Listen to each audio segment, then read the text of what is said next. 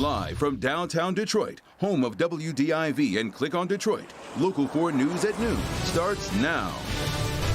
Welcome to Monday, everybody. Taking a look at the radar, we see a little bit of wet weather on the maps here off to our west. Is it going to head our way? That's the question. With scattered showers and thunderstorms, Brandon is monitoring the radar closely and will have an update for us. Those showers and storms, though, prompting more concern because Metro Detroit is already still coping with the impact of the widespread flooding. As you can see, video from hard-hit areas that are still underwater this noon.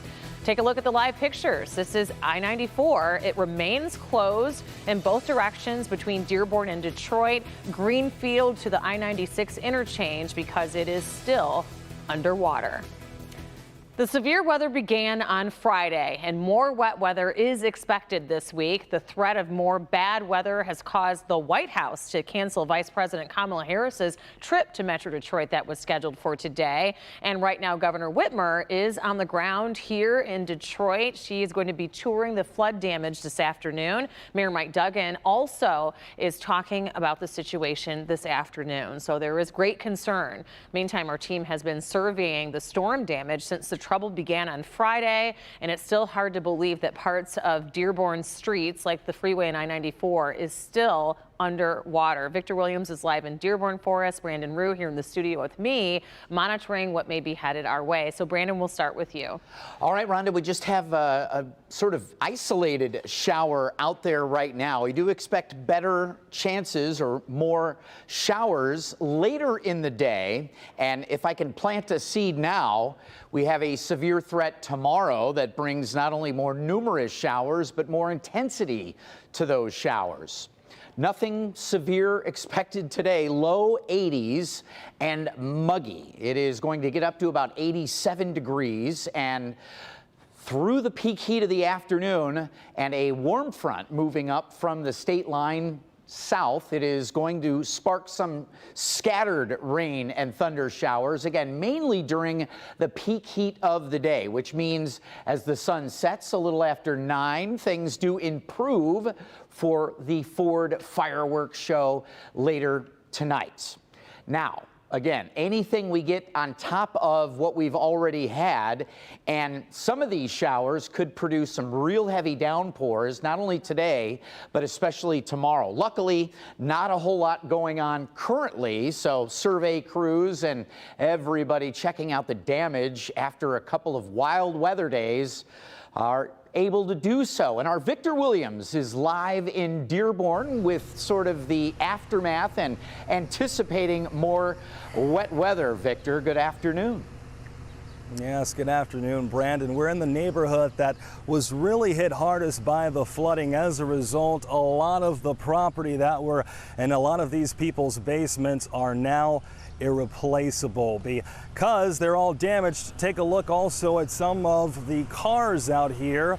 This car was underwater, the doors are open, and now people are hoping that it can dry and things get back to normal. But we're told that there was at least 3 feet of water inside of everyone's basement, causing thousands in water damage. Dearborn seems to be a place where finished basements are popular, meaning that there's a lot of furniture and appliances that have been damaged beyond repair. Now, some cars may never be the same, many of them being completely submerged under the water as that heavy rain continued to fall over the weekend. But now, a lot of people are becoming irritated with the fact that this isn't the first time that they've had to feel the wrath of Mother Nature. It's frustrating because this happened back in 2014 and the same thing happened. But this year it shouldn't have happened again. It should have been prepared. The insurance, it won't cover nothing. It will cover me up to $10,000. I mean, I got more than $50,000 damage, you know. So more than likely, this is going to be a very lengthy recovery process. We'll have more of these folks' frustration coming up right at 5. For now, we are live in Dearborn. Victor Williams, Local 4. You just feel for those families. Victor, thank you, as well as the families that are holding out hope for loved ones in Surfside, Florida. Today, Miami-Dade officials have now identified another victim in that condominium collapse, bringing the number of people that they have confirmed to have died in that collapse to 10. But more than 150 people are still missing. Jay Gray has this report from Florida. Well, the rescue mission continues here. Teams pouring through the rubble, 8 or 9 of those squads doing what they can, very delicately pulling away debris. They'll work for about 30 minutes, then off. They rehydrate and head right back in. They'll do 12-hour shifts, immediately replaced by other crews that come in and continue the process. It's taxing on them, not only physically, but mentally, emotionally. They haven't pulled anyone alive from this rubble since the very first day, and that, according to many who are here, is wearing on the emotions of those who are doing this work. But they vow to continue for as long as they possibly can here. For the families, they got a chance yesterday to move in, get a firsthand up-close look at the devastation. Deeply emotional for many of those families as they struggle with this ongoing process. Many said that it was tough, but that they had to be there, be at the place where they last know their loved ones were. You saw people praying there. You saw them hugging and joining together just to really find some strength in unity among those families. They continue to watch things unfold, as does the rest of the nation and the world. In fact, teams coming in to support this effort, not only from across the U.S., but from around the world. That's the latest here in Surfside. I'm Jay Gray. Back to you now. Just such a tragedy, Jay. Thank you.